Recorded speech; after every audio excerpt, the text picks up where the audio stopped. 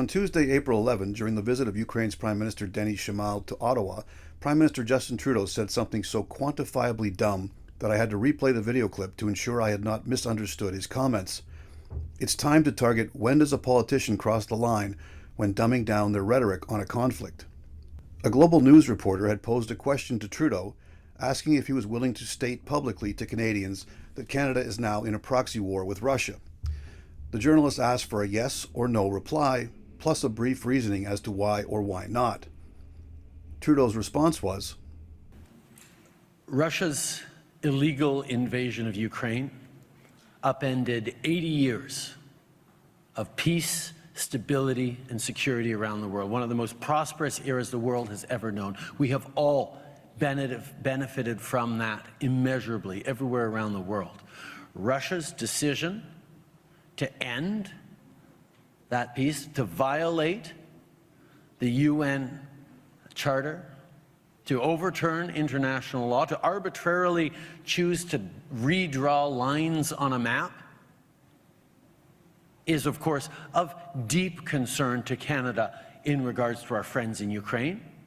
But while I'm certainly in agreement with Trudeau over the fact that Putin's invasion of Ukraine is illegal, to claim this act of aggression shattered 8 decades of world peace is just dumb. Using the starting point of the end of hostilities in World War II, there have been no fewer than 74 interstate wars since 1945. That list, for some unknown reason, does not include internal civil wars or the U.S. invasion of Grenada in 1983 or their other invasion of Panama in 1989. Surely Trudeau is aware that Canadian troops fought in the Korean War, the first Gulf War, Afghanistan, Libya, and Iraq. In 1956, Canadian Prime Minister Lester B. Pearson was credited with the invention of United Nations peacekeeping when he deployed Canadian soldiers with blue helmets to defuse the Suez Crisis in the Middle East. Since that juncture, Canadian peacekeepers saw action in Cyprus, the former Yugoslavia, Cambodia, Somalia, East Timor, Namibia, Eritrea, South Sudan, Western Sahara, Rwanda, Haiti, and numerous other far-flung global hotspots. Since 2015, Canada has also been actively training and equipping the armed forces of Ukraine to battle a separatist rebellion in the eastern Donbass region. Putin's February 2022 invasion of Ukraine did not spark the violence in Ukraine. It simply poured gasoline on an already lit fire and turned a localized Ukraine civil war into an interstate war. Putin also has no monopoly on violating the UN Charter or overturning international law.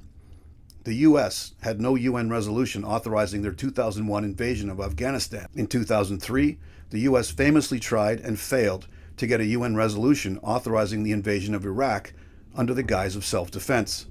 The U.S. went ahead and invaded Iraq anyway, and subsequently failed to find the trumped-up weapons of mass destruction which would have justified their illegal war. A conservative estimate would put the resultant death toll of Iraqi civilians at close to 1 million and counting. So much for Trudeau's world enjoying 80 years of peaceful harmony. The other talking point that Trudeau tossed out was the line about Putin not being able to change the lines on a map, particularly the map of Europe. In my lifetime, the map of the world has changed many times over. When I was a soldier stationed in Europe, we were in West Germany, and East Germany was a separate country. Czechia and Slovakia were a unified nation called Czechoslovakia. What was then Yugoslavia is now the 7 states of Bosnia-Herzegovina, Croatia, Kosovo, Macedonia, Montenegro, Serbia, and Slovenia.